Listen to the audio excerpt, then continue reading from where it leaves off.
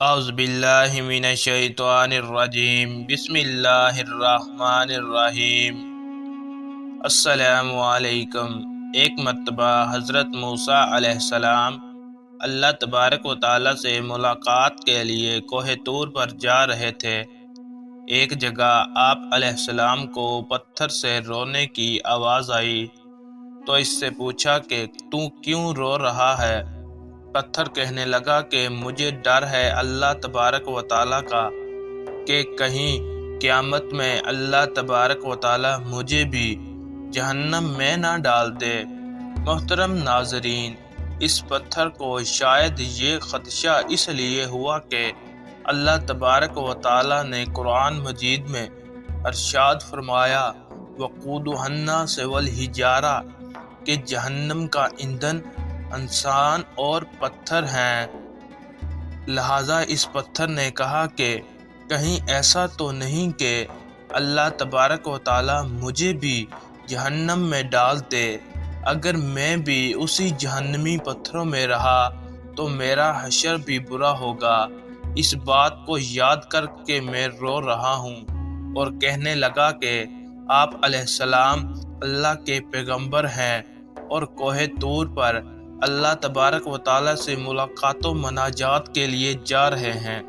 آپ علیہ السلام میرے حق میں بھی سفارش کر دیں۔ حضرت موسیٰ علیہ السلام نے اسے تسلی دی اور کہا کہ میں اس وقت اللہ کے دربار میں جا رہا ہوں، اللہ تبارک و تعالیٰ سے دعا کر کے تیری بخشش کروا دوں گا۔ حضرت موسیٰ علیہ السلام کوہ طور پر پہنچے، اللہ سے بات کرنے لگے۔ اس باتوں کے درمیان حضرت موسیٰ علیہ السلام اس پتھر کو بھول گئے۔ محترم ناظرین، اب دیکھیں اللہ کی رحمت اور اس پر قربان جائیں کہ جب وہ واپس ہونے لگے تو اللہ تبارک و تعالیٰ نے کہا کہ اے موسیٰ، تم اس پتھر کو بھول گئے، کیا تم نے اس سے سفارش کا وعدہ نہیں کیا تھا؟ حضرت موسیٰ علیہ السلام نے عرض کیا کہ اللہ، واقعی میں بھول گیا تھا، آپ بلا شبہ سب کچھ جانتے ہیں۔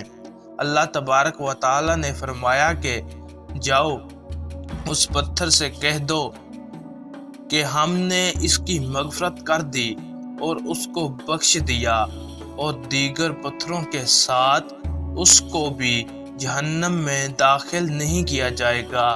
حضرت موسیٰ علیہ السلام خوشی خوشی واپس آئے، اس پتھر کو خوشخبری سنا دی اور چلے گئے۔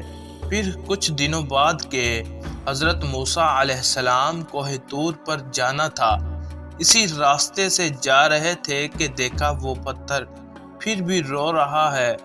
حضرت موسیٰ علیہ السلام کہنے لگے کہ میں نے تو تجھ کو خوشخبری سنا دی تھی اور اللہ کا پیغام بتا دیا تھا کہ اللہ تجھ کو جہنم میں داخل نہیں کرے گا، پھر اب کیوں رو رہے ہو؟ پتھر کہنے لگا کہ اے موسیٰ علیہ السلام، اس وقت اللہ کے خوف و ڈر کی وجہ سے رو رہا تھا اور اب اللہ تبارک و تعالیٰ کی محبت میں رو رہا ہوں کہ جس اللہ نے مجھے ایسی نعمت عطا کی ہے، کیا اس کی محبت میں مجھے رونا نہیں چاہیے؟ اللہ اکبر۔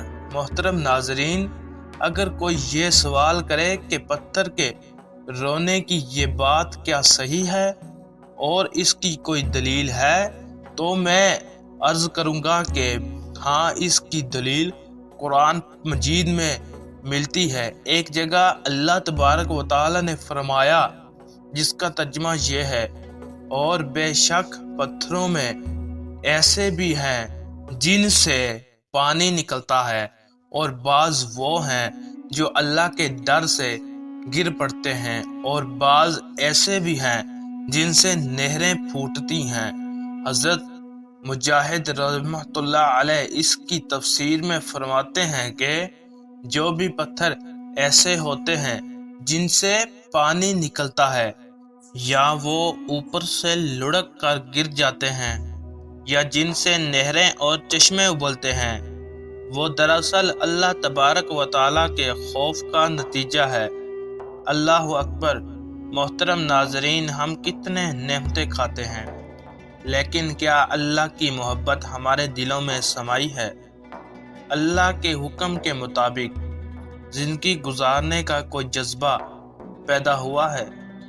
جانور اللہ سے ڈریں اور پتھروں میں اللہ کا خوف ہو، لیکن انسان بے خوف ہو کر زندگی گزارے۔ کس قدر حیرانگی کی بات ہے دوستوں، آج ہماری نمازوں کی کیا حالت ہے؟ کتنے لوگ جو 5 وقت نماز پڑھتے ہیں، کتنے ہی لوگ ہیں جو جمعہ تک کی نماز کو چھوڑ دیتے ہیں، جمعہ کی نماز کو نہیں پڑھتے۔ ایک جانور کو اللہ کے ڈر کی وجہ سے پریشانی ہوتی ہے اور وہ چلتا ہے، جس کا اثر یہ ہوتا ہے کہ آدمی سے سویا ہی نہیں جاتا، اور ہم جانوروں کے بارے میں سوچتے ہیں کہ یوں ہی چلتا ہوں گے، نہیں بلکہ کبھی یہ اللہ کے ڈر سے روتے ہیں، کبھی یہ ہم کو احساس دلانے اور ہمارے شعور کو بیدار کرنے کے لیے روتے ہیں، کیونکہ ان کی باتیں ہم کو سمجھ میں نہیں آتی۔